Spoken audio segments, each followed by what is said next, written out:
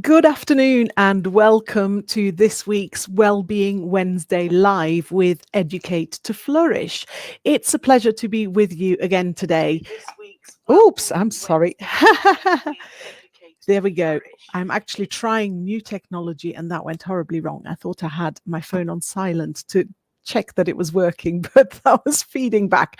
Start again. Welcome to Wellbeing Wednesday Live. It's Wednesday, the 3rd of June. I think I've lost a bit of track of time this week. And today I'm going to talk about a topic that I think is probably quite relevant at the moment in terms of the way we're all feeling, and perhaps the fact that some of our tempers are a little bit frayed at the moment, and how to sort of handle some of the situations that may arise as a result of that. But before we do that, as per usual, I like to start with a quick checking of the emotional temperature of the virtual room. Now, if you're with us for the first time, then you might not know what this is. And basically, I will take you through to a screen in a moment where you can actually have a go at telling me how you're feeling at the moment, what your current emotional temperature is.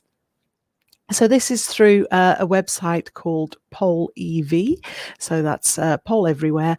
You go to pollev.com, and I'm going to bring that up on a bigger screen so that you can see that as well. Okie dokie. So here we go. So on this screen here, you can see the web address is pollev.com/Frederica Rob 992. Or you can simply type in pollev.com, and then that will take you to a screen where we'll ask you which particular poll you want to join, and in that poll you then add Frederica Rob 992.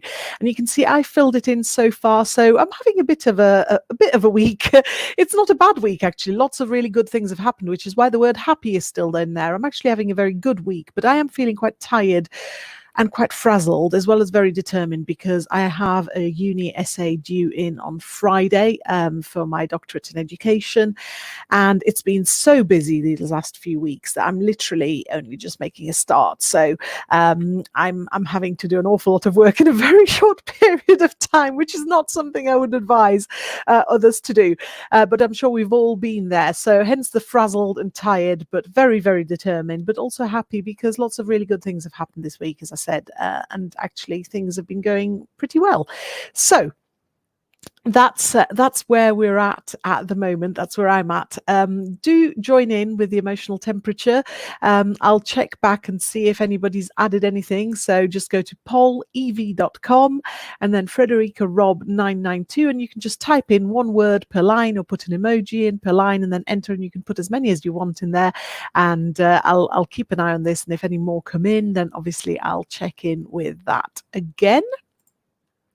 And but we'll carry on now with the rest of the session. So I'll just introduce myself again. If you're new to Wellbeing Wednesday, I'm Frederica Roberts. I'm the founder and also the managing director of Educate to Flourish, CIC. Educate to Flourish is a community interest company set up last year here in the UK to support the flourishing of children of an education age. So wherever they're being educated, whether it's at school or whether it's at home, our aim is to support them, and we do that through various ways, through training directly with the children or with their teachers, and also through carrying out or supporting research as appropriate. So for example, one of the things we do is we support teachers in action research into well-being and character development related activities to support children's flourishing. I'm also, in my own right, a professional speaker and trainer in positive and character education and positive psychology, and I've written a number of books on the subject. So I've written Recipe for Happiness, which is fairly generic, and then, in terms of everybody's well-being, and then Character Toolkit for Teachers, which I co-wrote with Elizabeth Wright in 2018. And that's really to support teachers, but also parents in bringing in wellbeing activities, wellbeing and character development activities into their children's lives. And for Flourishing's sake, which is coming out later this month as an ebook, and then in August as a paperback, which is really to look at whole school positive education. So supporting the well-being of children, but everybody, not just the children in the education community, through all of the structures and systems that are in place. So that's who I am. That's who Educate to Flourish are. And I'm here to help you with that during this particularly difficult period we're going through at the moment with the COVID-19 pandemic. So each week I bring you a topic of something that will hopefully help you to support your own well-being and the well-being of your children, whether you're watching this as a parent or as an educator. So today we are going to talk about a topic that I've decided to cover this topic because I was asked last week to write a few words to support an article on moods, really, for a magazine. And sorry, I'm trying to do too many things here at once, trying to remove a full screen so that I'm ready for the next bit to share with you. My brain just wasn't, I did say I was feeling quite tired and sleep deprived. So I've been asked to contribute a few words to an article in the magazine about moods and about how we can look after our own mood, how we can be affected by other people's moods through emotional contagion, particularly other people's bad moods, and how to protect ourselves from that, and maybe just focus on trying to let other people's good moods rub off on us, and also how to not let our bad moods rub off on other people. So that's what I was working on at the weekend, to kind of put a few thoughts and a bit of information together about these issues. And as I was doing that, I was thinking about how we respond sometimes when somebody's bad mood has perhaps rubbed off on us, and how we can sometimes carry that baggage with us, which isn't really our own baggage, but we're carrying those issues that have affected us from somebody else's bad mood. We're carrying them with us, and we're letting them affect us over a period of time. So perhaps affecting our mood over a longer period of time than is really strictly necessary. So that's what I wanted to really look at. I wanted to give you something, just getting this next slide ready for you. I just wanted to give you something that would help you with that and give you an activity to support you. If you're finding that somebody's behavior or somebody's actions or even somebody's mood has particularly negatively affected you, and you want to take yourself out of that. So it's not about the other person, it's about you. As always, with everything to do with positive psychology and with well-being, really, you can't change other people's actions or other people's behaviors or even other people's moods to a large extent. But what you can do is modify your responses, and that's what this activity is about. So I'm just going to share the screen with you again for that particular activity. Okay, so this particular activity is called Positive Reappraisal Through Strengths, and it comes from this book, which you may or may not see particularly well there. I'll just show you my screen a little bit larger so that you can see it. Okay, so this is Character Strengths Interventions by Ryan Niemiec. So it's come from this book. It's brilliant. It's got lots of really good activities in it. Character Strengths Interventions by Ryan Niemiec. And this is an activity that's come from that book, and it's called Positive Reappraisal with Strengths. So you could do this if there's another person that you can work with. You could do this as a conversation. Make sure that the person that you're doing this activity with is not the person that you've actually got some kind of gripe with. That wouldn't be particularly productive. This is about you, not about kind of getting the other person to change their behavior or having a go at them about it. It's about your perceptions and your reactions. So if you have somebody neutral that can help you with that, then talk to them and do this activity as a spoken activity, and they can support you with it if you show them what you're meant to do. Or you can do it as an activity by yourself by just simply writing these things down. So Think about the person that has hurt or offended you, that's done something, said something, or behaved in a way that has caused you to ruminate on these actions and not feel as well as you could do as a result. And really think about that person, but think specifically about what it is that they have said or done, or the way they've acted that has caused you to feel the way that you do. And that could be a mood that they've kind of transferred onto you, taken out on you. It could be something particularly upsetting that they've said or done, whether it's in a personal setting or in a work setting. And obviously, if you're working through this with a child, then you can guide them through this and take them through the steps I'm taking you through right now. So you can do this as a really good activity to help a child deal with a conflict situation, first of all, from their own perspective, regardless what you're doing in terms of restorative processes or sanctions or whatever else is happening with the other child, and with the two children together. But you can maybe take the child that's feeling particularly hurt and that's finding it difficult to move on from that, through this process. So you or they think about that person and think about the specific actions, behaviors, or words that have upset them. And then rather than focusing on that person and those actions, think about yourself and what character strengths you displayed while this was going on. So while the person was saying something hurtful or doing something hurtful, were you, for example, showing bravery in your response, or were you showing courage, bravery? Were you showing resilience? Were you showing a sense of humor in how you deflected perhaps what was happening? Were you showing and really tapping into your love of learning in terms of what you were learning about that person, about behavior, about what might have been going on?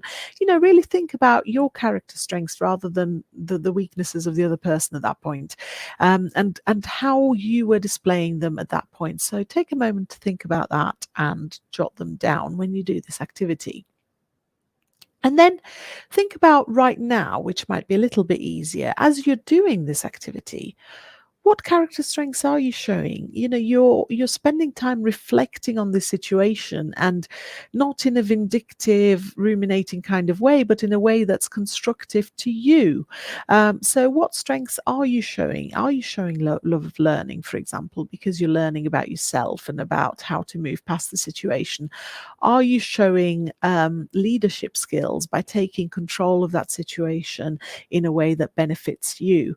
What character strengths are you using? And if you want a bit more information about those, go to the viacharacter.org website, which I have shared with you before, but I will put the link again in the description of this video. So viacharacter.org, and have a look at their 24 character strengths there if you need a bit of help to think of some.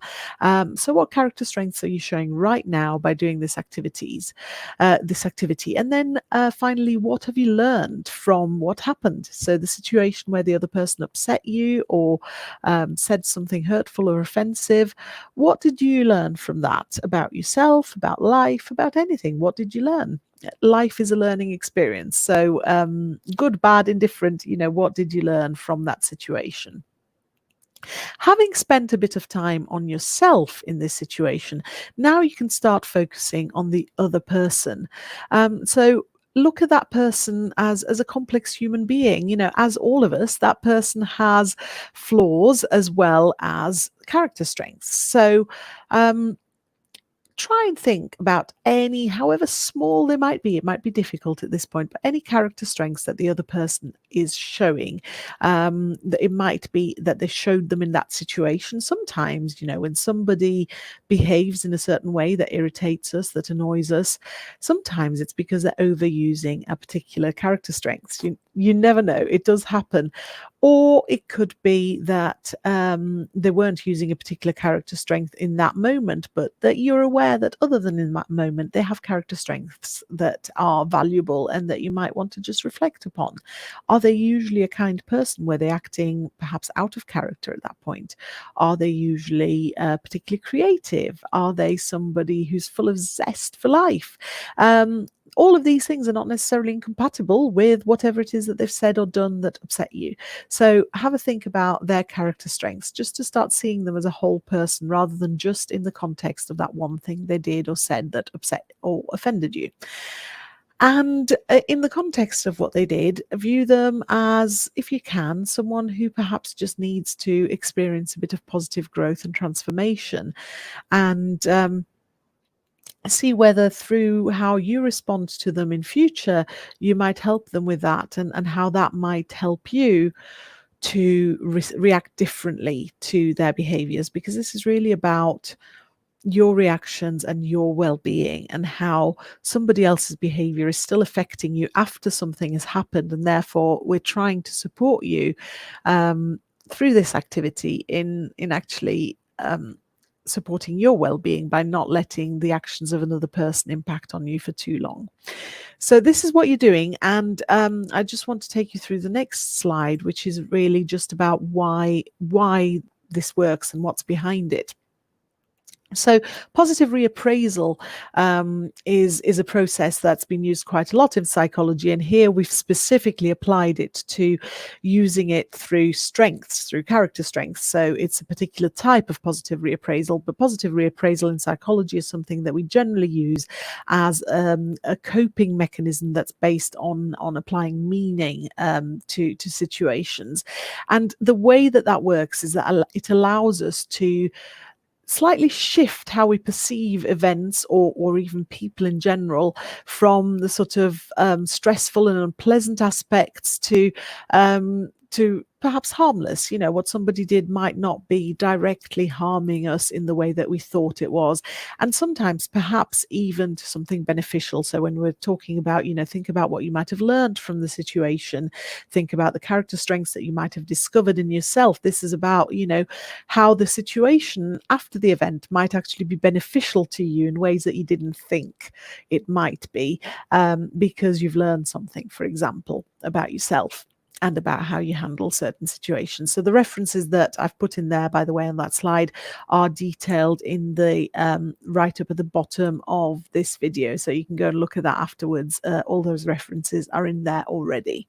And according to Folkman, reappraising stressful situations, even when these are really distressing, quite severe situations, so it might not be just a minor irritation. If you reappraise these situations, so again, this is going back to the very old practice of positive reappraisal, not just specifically through character strengths as we did today. If you reappraise situations through a more positive lens, that improves your mood, which is what they mean by positive affect there. So I was talking at the very beginning of today's session about mood and how we can perhaps stop other people's moods affecting us, and how we can stop our moods affecting other people. One of the ways you can do that is by going through this positive reappraisal process with or without character strengths, but in today's case with character strengths, to help you improve your own mood. And finally, the last reference there is about using compassion to reappraise situations, to replace the negative emotions associated with that with positive ones, and perhaps even get to a point of forgiveness. So here we're getting almost into the realms of looking at things like restorative practices, where perhaps you can, having gone through this process, be ready to go into a restorative discussion, a restorative conversation with the person that's caused you hurt or offense, because you're more ready to go into that conversation with compassion and perhaps even looking at forgiveness, so that again you can unburden yourself from the anger, the frustration, the negativity, all of those negative emotions that you might be feeling as a result of what happened, and support yourself to get to a more well-being oriented situation, frame of mind. That's all that this is about.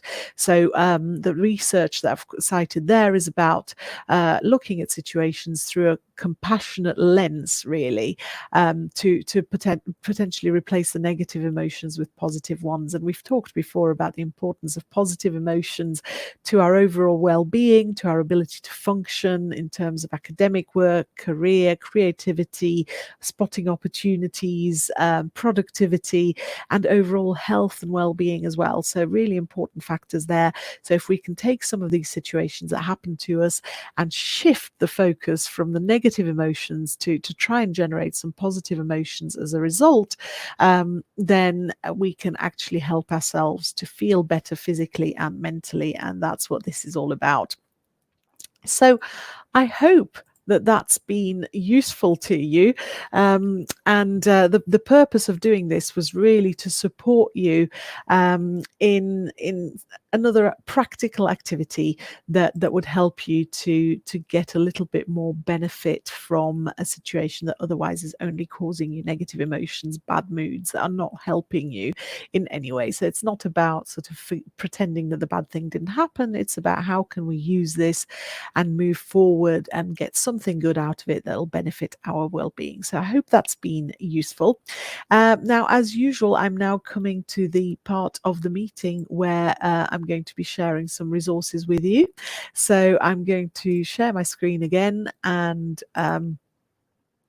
share some resources. And the first resource I want to share is a blog post here, and again the link is in the description below the video, so you can find that later.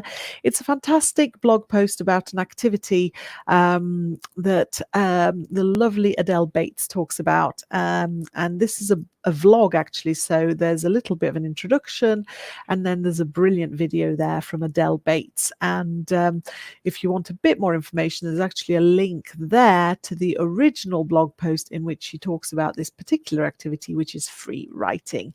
And I thought that was particularly relevant because there's so much angst at the moment around the current situation, a lot of uncertainty. You're probably all over the place with your emotions. So are the children that you're either teaching, working with, or your own children. And this activity kind of ties into the whole topic of today of moods as well, and how we deal with those. And I particularly wanted to bring something in from Adele Bates, because Adele is actually going to be our guest on next week's Wellbeing Wednesday. So I'm really looking forward to bringing Adele on next week. And I'm very, very excited to have her on with me to talk about all the issues around well-being that she deals with on a regular basis, particularly focused around behavior and how behavior and well-being is so intricately linked. So I'm really looking forward to hearing what Adele talks about next week. So do join us at 4 o'clock on this channel, as always, on the Educate to Flourish YouTube channel. And one more resource I want to share with you. I've mentioned to you before the Education Wellbeing Collective, and this is a group of educators, so teachers, head teachers, education consultants, trainers, people like me who want to have more well-being focus in education. So we are championing the evolution of well-being in schools and their communities. That's what we're all about. We're the Education Wellbeing Collective. And when I first mentioned the collective to you, we didn't have a website yet. We had a page on one of our members' websites that is still up, and I'm very, very grateful for that, as we all are. So that was the page on Kimberly Evans's website, Nourish the Workplace. So do check that out. If you go to Edwell Cole's website, which is edwellcole.wordpress.com, so edwellcole.wordpress.com, and you go to collaborators, you'll find all the information there about Kimberly Evans. And she's very graciously hosted our information on there. But as our resources are growing, it was getting quite difficult to have them all on one page. So we've now got a website. It's not complete yet, but you can find out a little bit about us and who we are. So what we stand for, if you go to the About page, it tells you a little bit about who we are and what we've committed to. And then the resources are actually broken into different aspects there. So you can see that there's podcasts, webinars, newsletters, other training resources, and activities specifically for children as well. And as you go on there, you'll find that there's different activities, different resources that you can look at. So newsletters, for example, and so on. It's still growing. There's still stuff from the original web page that I need to transfer across as I'm building the website. And there's still more stuff that's being sent to us from our contributors. So do have a look. There's lots and lots of resources on there, all accessible for free. And that's really why I wanted to share those with you. So we've come to the end of another Wellbeing Wednesday Live. Remember the hashtags Wellbeing Wednesday Live and WBWed Live. Use them on Twitter if you have any questions, any comments, any suggestions, any ideas for future episodes, or if you would like to appear as a guest. If you are an educator or a parent with expertise in some aspect of well-being, then I'm really interested in hearing from you. You can contact me by going onto Twitter and using those hashtags, which I do monitor, but you can also contact me specifically on my various contact details. So you can get in touch with me via Twitter at Frederica_R or at the Educate to Flourish Twitter channel, which is at EduFlourish. So at Frederica_R or at EduFlourish. And you can, of course, email me as well, fred@educatetoflourish.org.uk. So those are my contact details. If you have any questions or suggestions about future episodes, about anything I've said today, or if you would like to appear as a guest, please do get in touch. I'm always really keen to hear from you. I hope you found today useful. Let me know. Let me know if you use the activity, how you use it, whether it's for yourself or for your children, your own or the ones you work with. Let me know how it goes. I look forward to hearing from you. But until then, have a wonderful rest of the week. And I look forward to being back with you next Wednesday at 4 o'clock on the Educate to Flourish YouTube channel. Bye-bye.